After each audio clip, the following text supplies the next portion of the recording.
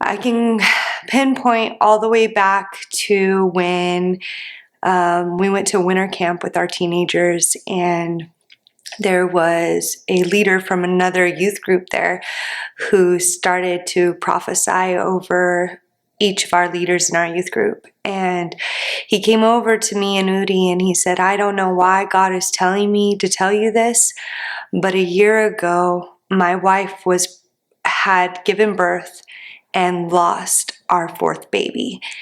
And he had no idea because I was only probably couple months pregnant with Harley, our fourth baby, and he just told us about what had happened, and God put it on his heart to tell us. And so of course it struck fear in us, and we started to get a little bit afraid of what was going to happen, or what that meant if God was speaking. And in the Word of God, it says that we can choose to let someone speak over our lives, or let a prophetic word come over us, or we can rebuke it. And we just asked for discernment, and we just said, you know what, God, like, this is your baby. Like, we give this baby to you. And we decided that fear was not of God. So we just started to pray. And then for the months following, I was so sick, sicker than I had been with any of my other kids. And I'd lost like 30 pounds. And I remember having a dream, very vivid dream, about me dying. And it scared me so bad, and all I could think of was my kids and their salvation, and just being able to trust that God would take care of my kids and my husband if I wasn't here. And so I would just wake up in the night and just pray against whatever that was, and ask God to protect me and the baby. And so my husband, which I had no idea, had been also having dreams about our baby being born with mental disabilities or cerebral palsy. And he just prayed. He would just pray in the night against it. And I think sometimes when we have dreams like that, God is calling us to petition the heart of Jesus and to come to him, and God has compassion on us, and maybe just kind of like a warning, like what's to come, and we need to be in fervent prayer. And so I ended up going into labor, and it was unlike any other labor that I had ever had. And actually, she had tried to come even prior to that, and I almost died of magnesium because they gave me magnesium to try to stop my contractions. And they actually accidentally overdosed me. And so they were able to stop the contractions, and I was able to go back, but she was still born 6 weeks early. And when we went into the hospital, I was in so much pain. I had never been in that much pain before. I was only like a couple of centimeters dilated, and they kept telling me it was normal. And I told them, like, it's not normal. I've had 3 kids. It's just so much pain. And I just remember being so weak. And so I ended up, this might be too much detail, but going to the restroom, and there was so much blood, and I almost fainted, and I started panicking and just had a real bad anxiety panic attack. And I was like, what is going on? And the nurse told me it was normal, and I was too weak to argue with her. So I just was like, okay, God, just kept praying.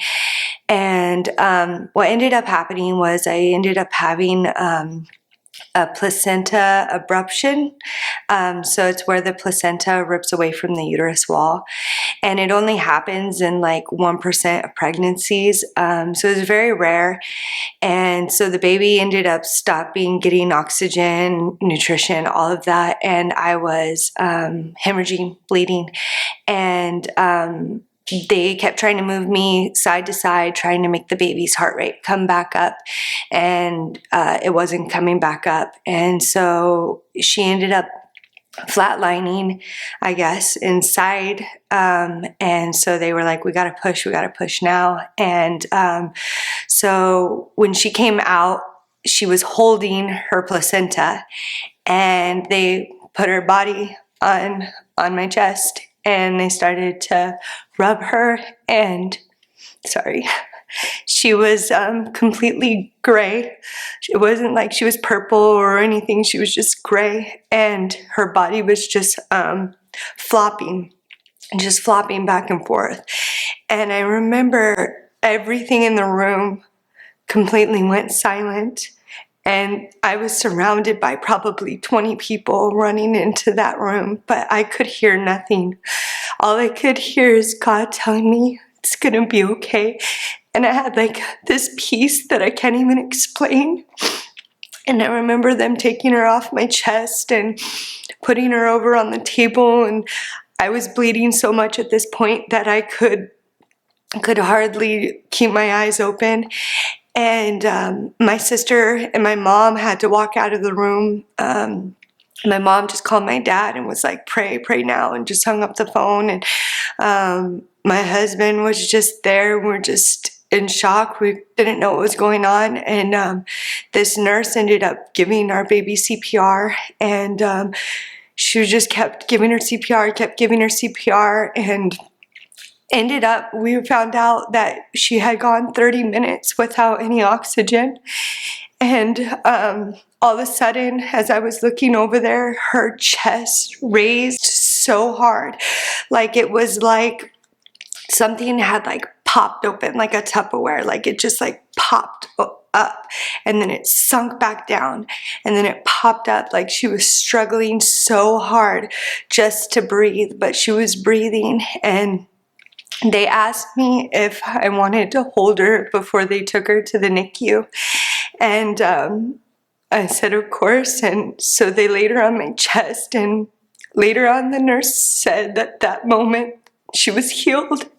And I really believe that it's because of the prayer, and because of the warning signs, and because of people's obedience in our lives that told us to pray and to hold on to God and to know that it's going to be okay. I'm just been in a season of knowing that God's got me no matter what, and whatever His will is, that it's okay. And as she was healed on my chest, she like flew by with,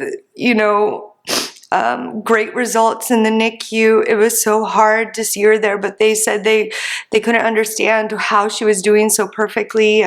We took her to a 1-year appointment to check for cerebral palsy or mental disabilities, and they said that she was perfect. And so we don't even go to those appointments anymore, because we believe in the healing of Jesus Christ, and we believe that He has a specific plan for her life. And people always ask me if I'm a nurse, and because I wear the heartbeat, and I get a chance to tell them my story with Harley, how she's my miracle, how, no one can take that away from us. No one can say that it was a coincidence or that it was doctors, and it was just purely God. So I just want to encourage you today, like whatever you're going through or whatever seems too impossible for your God, my baby was without oxygen for 30 minutes. And He brought her back to life, and she's here for a reason, and she's perfect. So our God is a God that makes the impossible possible.